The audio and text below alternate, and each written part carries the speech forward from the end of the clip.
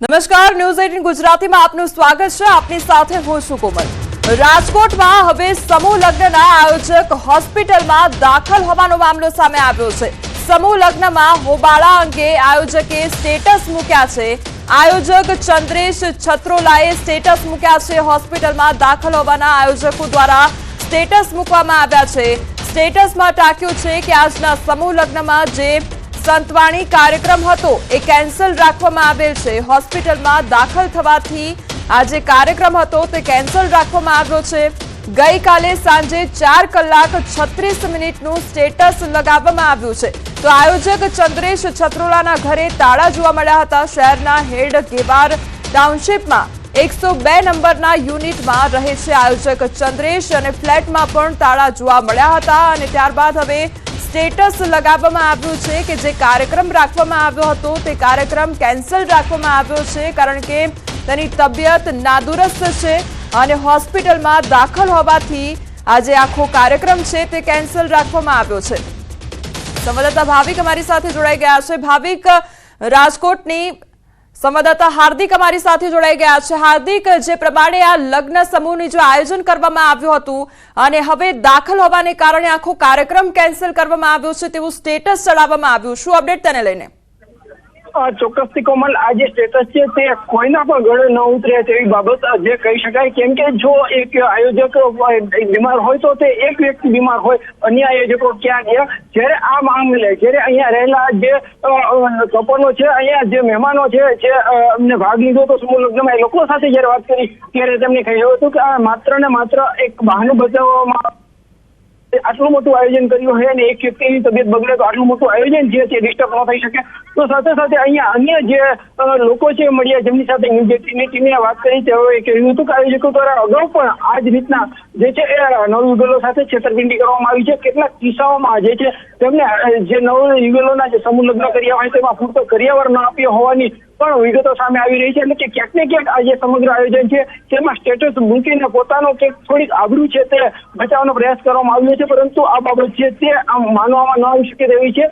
હાલ બીજી રાહતની બાબત એ છે કે આ સમૂહ લગ્નમાં હવે સામાજિક સંસ્થાઓ આગળ આવી છે, ખાસ કરીને બોલબાલા ટ્રસ્ટ દ્વારા જે જમણવારનો વ્યવસ્થા કરવામાં આવી છે। 250 લોકોનો જમણવાર છે। અહીંયા જે મહેમાન આવ્યા હતા તે ભૂખ્યા પાછા ન જાય એટલા માટેની બીજી વ્યવસ્થા કરવામાં આવી છે। તો બીજી તરફ સામાજિક સંસ્થાઓ દ્વારા તાત્કાલિક કરિયાવર અહીંયા રાખવામાં આવ્યો છે અને કરિયાવરની પણ વ્યવસ્થા કરવામાં આવી રહી છે। પોલીસ પણ જે છે એ સતત ખડે પગે છે। પોલીસ દ્વારા પણ અહીંયા જે છે સમૂહ લગ્ન શરૂ કરવામાં આવ્યા હતા કે પોલીસની પણ તારીફ થઈ રહી છે, પરંતુ સમગ્ર ઘટનાની વાત કરવામાં આવે તો લોકો હેરાન થયા હતા। આજનો દિવસ છે તેમના માટે જે છે ઘણો જ રોચક રહ્યો હતો। પહેલા મુશ્કેલી અનેક ઘણી મુશ્કેલી આશાઓ છોડી દીધી હતી હતું કે આ સમૂહ લગ્નમાંથી લીલા તોરણે જાન પાછું જશે, પરંતુ 6 જેટલા યુગલો હતા કે જેમના ફરી પોલીસે લગ્ન કરાવ્યા છે। અન્ય જે યુગલો હતા તેમને આ નજીકના મંદિરમાં જઈને જે છે સમૂહ લગ્ન કર્યા હતા। એટલે કે કહી શકાય કે ક્યાંક ને ક્યાંક આજનો દિવસ છે તે મહેમાનો અને જેમની ઘરે પ્રસંગ હતો તે લોકો માટે પણ ક્યાંક જે છે ચિંતાજનક રહ્યો હતો।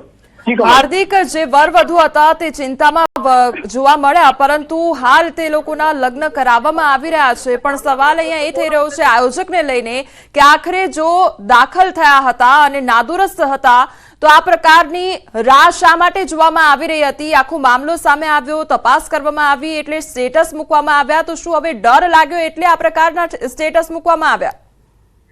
ચોક્કસ કોમલ, જો આયોજકને ડર લાગતો હોય તો પણ તેમણે જે છે નજીકના પોલીસ સ્ટેશનમાં જે છે એ હાજર થઈ જવું જોઈતું હતું, કેમ કે પોલીસ સ્ટેશનમાં હાજર થયા પછી તે સુરક્ષિત રહી શકતા હોય છે, પરંતુ માત્ર બહાનું છે તેઓ સોશિયલ મીડિયા થ્રુ પોતાની વાત રાખવા માંગે છે, પરંતુ વાસ્તવિકતા એ છે કે જે કોઈ હકીકતો હોય તેમને લોકોની સમક્ષ આવવું જોઈએ, માફી માંગવી જોઈએ અને જે તેમનાથી જે ક્ષતિ રહી ગઈ છે તે સ્વીકારવી જોઈએ। પરંતુ કે સોશિયલ મીડિયાને માધ્યમથી આયોજક છે તે બચવાનો પ્રયાસ કરી રહ્યા છે, પોતાની થોડીક આબરૂ રહી છે તે બચાવવાનો પ્રયાસ કરી રહ્યા છે, પરંતુ આ પ્રથમ સમૂહ લગ્ન નથી। આયોજકો દ્વારા અગાઉ પણ આવી ખામી રાખી હોવાની લોકો કહી રહ્યા છે। એટલે કહી શકાય કે અને માત્ર આ સમૂહ લગ્નમાં એક આયોજક નથી, 4 આયોજક છે તબિયત બગડી છે, એવો માત્ર એક જ આયોજકની તબિયત બગડી છે, તો અન્ય 3 આયોજકો ક્યાં ગયા છે તે પણ સૌથી મોટો સવાલ છે। આ મામલે જ્યારે ન્યૂઝ 18 પોલીસને પૂછપરછ કરી ત્યારે પોલીસે પણ કહ્યું હતું કે જે આયોજકો છે ફરાર છે તેમને શોધવાની કામગીરી હાથ ધરવામાં આવી રહી છે। પોલીસ દ્વારા અલગ અલગ ટીમ જે છે એ દોડાવી દેવામાં આવી છે અને આયોજકો વિરુદ્ધ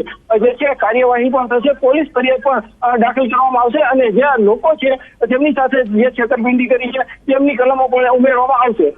કમલ। હાર્દિક, અત્યારે સ્થળ પર કેટલા વર કન્યા હાજર છે અને કેટલા વર વધુના લગ્ન હાલ કરાવવામાં આવી રહ્યા છે? કયા પ્રકારની અત્યારે પરિસ્થિતિ જોવા મળી રહી છે?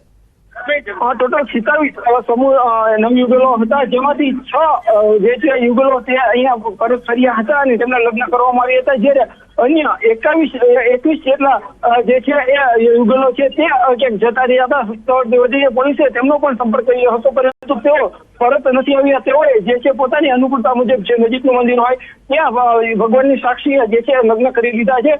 કેટલાક યુગલ આજના દિવસમાં લગ્ન કરવાનું પણ ટાળી રહ્યું છે, પરંતુ માત્ર ને માત્ર 6 યુગલ જે 27 સમૂહ લગ્ન હતા એમાંથી માત્ર 6 યુગલો છે તેમને અત્યારે જે છે પ્રભુતામાં પગલા પાડ્યા છે, જ્યારે 21 યુગલો છે તેમની જે છે કોઈ માહિતી નથી મળી રહી। ખાસ કરીને ન્યૂઝ 18ના કેમેરામાં એવો પણ દ્રશ્યો થયા હતા કે જે યુગલો છે તે ચાની લારી ઉપર જે છે એ બેઠા હોય, રોડ ઉપર બેઠા હોય, વરવા દ્રશ્યો પણ જે છે એ સામે આવ્યા હતા। જી હાર્દિક, સમગ્ર માહિતી બદલ આપનો આભાર।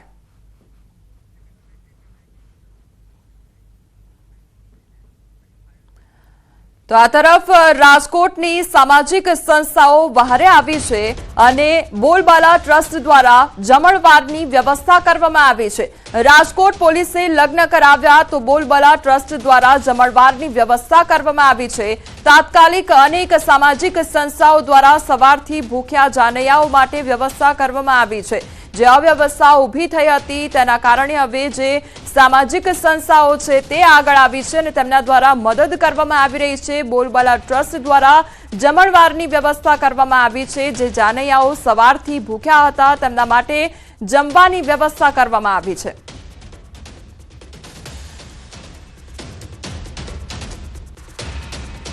આમાં કાયદો વ્યવસ્થાની પરિસ્થિતિ સંભાળવાની વાત તો પછી છે, પરંતુ જે કફોડી સ્થિતિમાં કન્યા પક્ષ અને વરપક્ષ મુકાવો છે એને આમાંથી કઈ રીતે આપણે ભયાધારણ આપીએ અને જે એક વખત લગ્ન લખાઈ જાય એ હંમેશા બંધ ન રહેવા જોઈએ એવું આપણે પહેલેથી માનીએ છીએ। તો એ લોકોને કન્વિન્સ કર્યા કે અમે કોઈ પણ પ્રયત્નથી તમારા લગ્ન પાર પાડીએ, તો એ મુજબ અત્યારે જેટલા હાજર છે વર પક્ષ કન્યા પક્ષ વાળા એના લગ્ન અમે કરાવી રહેલ છીએ। સર, ટોટલ કેટલા નવ દંપતી આવ્યા હતા અને અત્યારે કેટલા? 28 સમૂહ લગ્નનું આયોજન હતું, એ પૈકીના 3 અત્યારે થઈ રહ્યા છે। અમુક કંઈક મંદિર તરફ ગયા છે લગ્ન કરવા માટે, તો એને બી અમે ફોન કરીને બોલાવીએ છીએ કે તમે ધારો તો અહીંયા સમૂહ લગ્નમાં જોડાઈ શકો છો। આજકાલ લક્ઝુરિયસ ગાડી અથવા તો હેલિકોપ્ટરમાં જતા વરરાજા અને જાન તો જોઈ હશે, પરંતુ શું તમે ક્યારે ઊંટ ગાડા પર જતી જાન જોઈ છે? જી હા, વડોદરાના પોર ગામમાંથી ઊંટ અને બળદગાડામાં જાન નીકળી આ જાનને 7 કિલોમીટર દૂર આવેલા સલાડ ગામે પહોંચતા 4 કલાક જેટલો સમય લાગ્યો। રસ્તામાં આવતા 4 ગામોમાં પણ આ અનોખી જાને આકર્ષણ જમાવ્યું। લોકોના ટોળે ટોળા આ જાન અને વરઘોડાને જોવા માટે એકઠા થયા હતા અને પોર ગામના જ્યોતિષ પટેલના પુત્ર દીક્ષિત પટેલના લગ્ન હતા। પરિવારને કંઈક નવું કરવાનો વિચાર આવ્યો ને ઊંટ અને બળદગાડામાં જાન જોડી। તો અનોખી જાનને લઈને પટેલ પરિવારનું કહેવું છે કે હેલિકોપ્ટર, જેસીબી, લક્ઝુરિયસ કાર મેળવવી સહેલી છે, પરંતુ બળદગાડા શોધવા અઘરા પડે છે। ભારે દોડધામ બાદ અમે 14 ગાડા શોધી શક્યા હતા અને 300 જેટલા મહેમાનો ઊંટગાડામાં સવારી કરી અદ્ભુત પ્રસંગના સાક્ષી બન્યા હતા। સુરતમાં અકસ્માતમાં ઘાયલ યુવકનું સારવાર દરમિયાન મોત નીપજ્યું છે। ઓલપાડના તળાદ ગામમાં 2 બાઇક વચ્ચે અકસ્માત સર્જાયો હતો। ગંભીર રીતે ઘાયલ બાઇક ચાલકનું સારવારમાં મોત નીપજ્યું છે। પંકજ આહિર નામના મોપેડ ચાલકનું મોત નીપજ્યું છે। ગઈકાલે તળાદ ગામના પાટિયા પાસે સ્ટેટ હાઈવે ક્રોસ કરી રહેલ બાઇકને બીજા બાઇક સવારે ટક્કર મારી હતી। આ સમગ્ર ઘટના સીસીટીવી કેમેરામાં કેદ થઈ ગઈ હતી। ઓલપાડ પોલીસે બાઇક ચાલક વિરુદ્ધ ગુનો દાખલ કર્યો છે। સુરતમાં માંગરોળના પીપોદરા જીઆઈડીસી વિસ્તારમાં બુટલેગર બેફામ બની ગયો છે અને સામસામે 2 વ્હીલર અથડાવાને લઈને બોલાચાલી થઈ હતી। ત્યારબાદ સમાધાન થયા બાદ પણ બુટલેગરે તોફાન મચાવ્યું હતું। બુટલેગર તેના 10 થી વધુ સાગરીતો સાથે પાર્થ રો હાઉસ પહોંચી તોફાન કરી સોસાયટી માથે લીધી હતી। જે યુવક સાથે બાઇક અથડાઈ હતી તે યુવકના ઘરે બુટલેગર અને તેના સાગરીતોએ હુમલો કર્યો હતો। પહેલા તો પરિવારના સભ્યો પર હથિયારથી હુમલો કરી પરિવારને ઇજાગ્રસ્ત કર્યું અને ત્યારબાદ ઘર બહાર મૂકેલી કાર પણ બુટલેગર અને તેના સાગરીતોએ ફૂંકી મારી। તો માથાભારે બુટલેગર રો હાઉસમાં તોડફોડ કરી ઘર દુકાન સળગાવી દીધી હતી। ઘટનાની જાણ થતાં એએસપી ડીવાયએસપી ઘટનાસ્થળે દોડી આવ્યા હતા। પોલીસે બુટલેગર પદ્મનાભ વિજય માલિક ઉર્ફે પકોડાને ઝડપી પાડ્યો હતો। તો આરોપી સામે અગાઉ મારામારી અને દારૂના કેસ પણ નોંધાયા છે.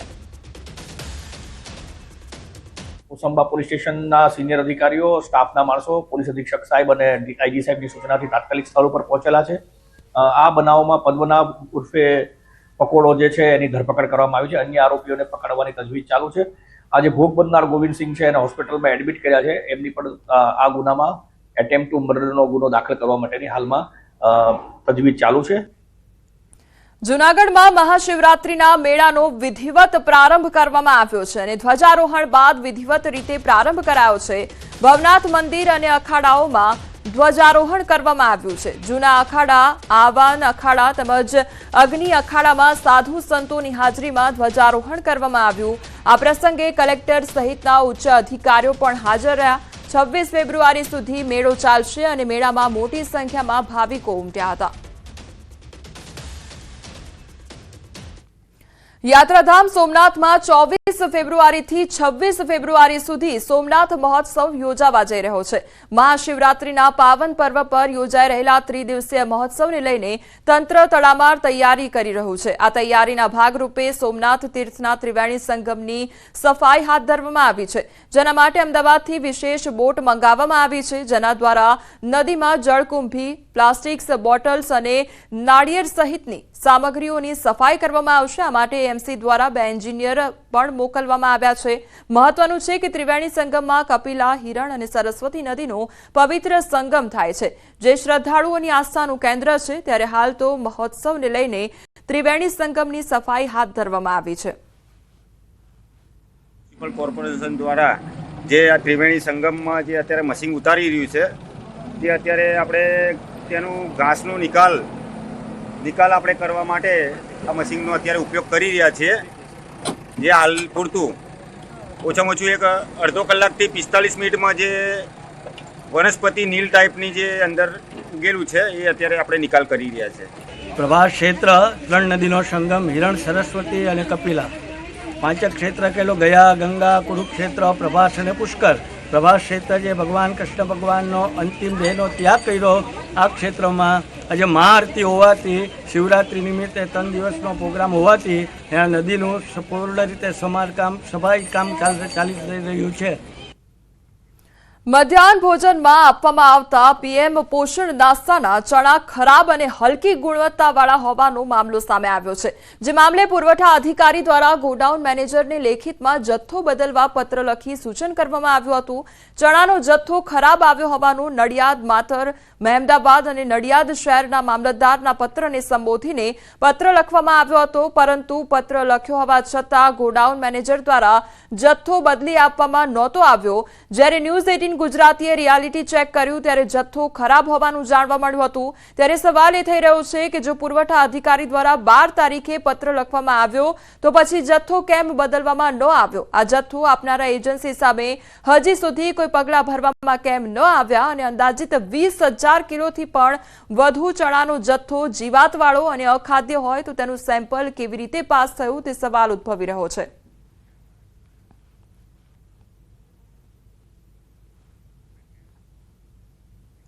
જામનગર જિલ્લામાં શિયાળુ સિઝન દરમિયાન વાવવામાં આવતો જીરાનો પાક નિષ્ફળ ગયો છે.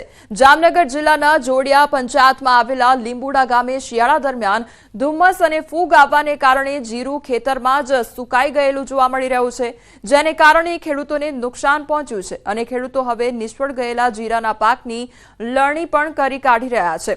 અને વાતાવરણમાં ગરમી અને મિશ્ર ઋતુનો અનુભવ થતા ઊભા પાકને નુકસાની થઈ છે. જીરામાં પકવવાના સમયે જ સુકારો આવી જતા આ પાક નિષ્ફળ ગયો છે. આ દરિયાકાંઠાના વિસ્તારમાં 7-8 દિવસથી આ સખત ધુમ્મસના મારાના હિસાબે અત્યારે હાલ જીરા, ચણા અને ઘઉં ત્રણ પાકમાં નુકસાની સ્પષ્ટપણે બતાવવા મળે છે. જેવા કે જીરામાં જોઈએ એટલે સુકારો, કારીઓ, દાણા ઝીણા થઈ ગયા અને 50% જીરું અંદર હાલ હુકાઈ ગયું છે. અમે શિયાળુ પિત્તમાં જીરું, ચણા અને ઘઉંના વાવેતર કરેલા હતા, પણ 7 દિવસથી આ વાતાવરણ પલટો આવતા અમારી નુકસાની જીરામાં તો બહુ આવી ગઈ છે.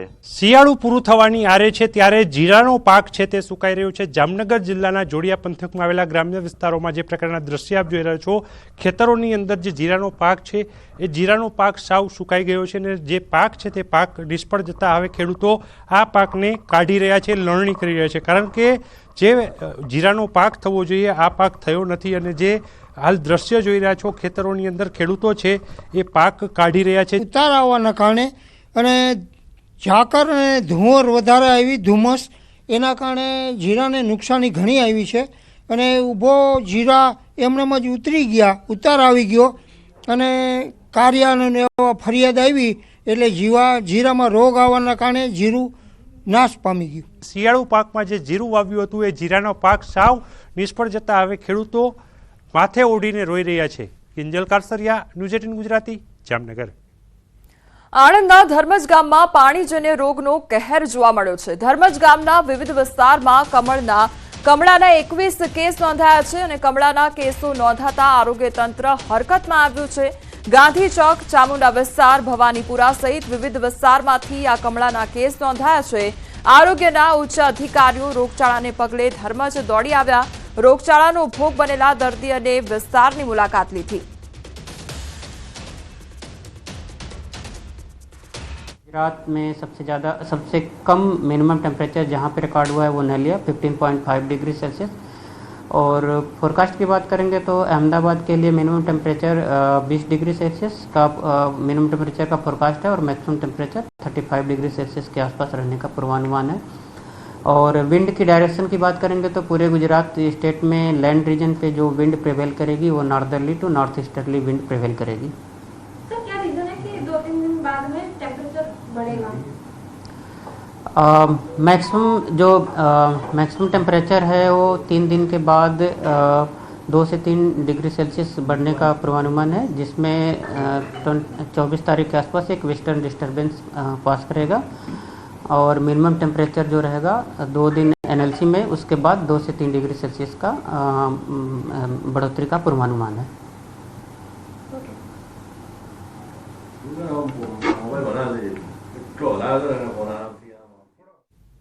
તો હવામાન વિભાગ દ્વારા આગાહી કરવામાં આવી છે. તાપમાન વધવાની શક્યતા વ્યક્ત કરવામાં આવી છે. આગામી 2 થી 3 દિવસમાં 2 થી 3 ડિગ્રી જેટલું તાપમાન વધવાની આગાહી કરવામાં આવી છે. તો 2 દિવસ બાદ ગરમીનું પ્રમાણ વધશે તે પ્રકારની આગાહી હવામાન વિભાગ દ્વારા કરવામાં આવી છે.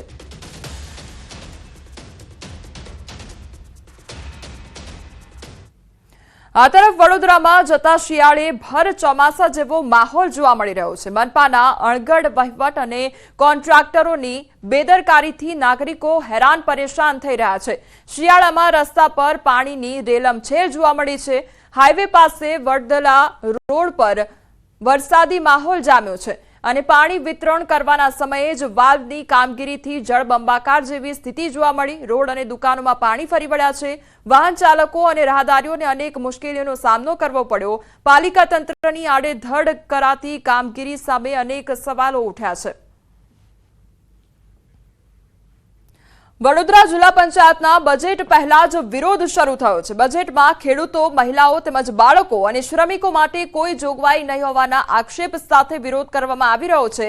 જિલ્લાના 14 કાંસની સફાઈ માટે માત્ર ₹10 લાખ ફાળવ્યા તો આફત માટે માત્ર 1 લાખ ફાળવ્યા હોવાનું કહી વિરોધ નોંધાવ્યો. વધુમાં વિપક્ષે બજેટની મીટિંગમાં 16 સૂચનો મૂક્યા છે. જો સૂચનો ધ્યાને નહીં લેવાય તો કોંગ્રેસ તાલુકાઓમાં જઈ ઉગ્ર વિરોધ કરશે તેવી ચીમકી પણ ઉચ્ચારી છે. શાખા અધિકારીઓ સાથે ચર્ચા વિચારણા કર્યા વિના આ બજેટ તૈયાર કર્યું છે. તો અમારા જે સૂચનો છે એ સૂચનો અમે લેખિતમાં આજે જિલ્લા વિકાસ અધિકારી સાહેબને આપીએ છીએ, જેથી કરીને અમારા જે સૂચનો છે એ સૂચનો પર ચર્ચા વિચારણા કરવામાં આવે અને આગામી જ્યારે 24 તારીખે સામાન્ય સભા મળવાની છે એમાં બજેટમાં અમારા સૂચનો જો આવવામાં આવશે તો જિલ્લાના તમામ નાગરિકો સુધી સુવિધાઓ પહોંચશે. અમદાવાદના ગોમતીપુરમાં મેગા ડિમોલિશનની કામગીરી હાથ ધરવામાં આવી છે. એક સાથે 120 કોમર્શિયલ એકમ અને 45 જેટલા રહેણાંક મકાનો પર બુલડોઝર ફરી વળ્યું છે. સંવેદનશીલ વિસ્તારમાં કડક બંદોબસ્ત વચ્ચે ડિમોલિશન કામગીરી હાથ ધરવામાં આવી છે. તો 120 જેટલા જે ગેરકાયદેસર મકાનો હતા તેના પર બુલડોઝર ફરી વળ્યું છે. અને 120 જેટલા કોમર્શિયલ એકમ તેમજ 45 જેટલા મકાનો તોડી પાડવામાં આવ્યા છે. રહેણાંક મકાનો જે 45 જેટલા હતા તેમના પર બુલડોઝર ફરી વળ્યું છે. સંવેદનશીલ વિસ્તારમાં કડક બંદોબસ્ત વચ્ચે ડિમોલિશનની કામગીરી હાથ ધરવામાં આવી છે.